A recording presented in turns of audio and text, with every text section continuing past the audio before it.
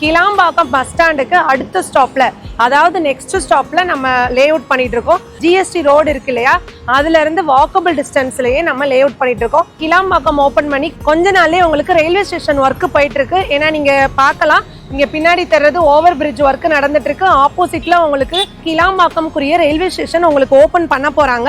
So இந்த மாதிரி இருக்க இடத்துக்கு பக்கத்துல உங்களோட இடம் இருந்ததுன்னா எந்த அளவுக்கு growth-ஆ இருக்கும். நம்மளோட லொகேஷன் பாத்தீங்கன்னா உங்களுக்கு நந்திவரம் கிளாம்பாக்கம் பஸ் ஸ்டாண்டுக்கும் கூடுவாஞ்சேரிக்கும் சென்டர்லேயே நம்மளோட லொக்கேஷன் வந்துடும். ஃபுல்லி திக்லி உங்களுக்கு ரெசிடென்ஷியல் எல்லாம் நீங்கள் பார்த்தாலே உங்களுக்கு தெரியும். ஸ்டார்டிங் ஃப்ரம் 600 ஸ்கொயர் ஃபீட்லேருந்தே இருக்குது. 600, 700, 800 அந்த மாதிரி தான் இருக்குது. உங்களுக்கு ஒரு கிரவுண்டு வேணும், 2 கிரவுண்ட் வேணாலும் நீங்கள் எடுத்துக்கலாம். இல்லை எனக்கு 600 ஸ்கொயர் ஃபீட் போகுதுனாலும் இங்கே நீங்கள் அழகாக பிளான் பண்ணிக்கலாம். இந்த ஃபேஸிங்கில் வேணும்னாலும் இங்கே எடுத்துக்கலாம். உங்களுக்கு நார்த் வேணாலும் சரி, ஈஸ்ட் வேணாலும் சரி, எல்லா ஃபேஸிங்லையுமே இப்போ அவைலபிளில் இருக்குது.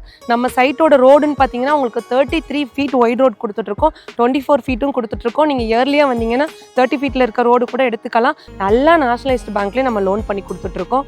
இல்லை நீங்கள் கேஷாகவே பார்க்குறீங்க, உங்களுக்கு லோன் தேவைப்படாதுன்னு நினச்சிங்கன்னா இங்கே 27 lakhsல இருந்தே மினிமம் பிளாட் அவைலபிள் இருக்குது.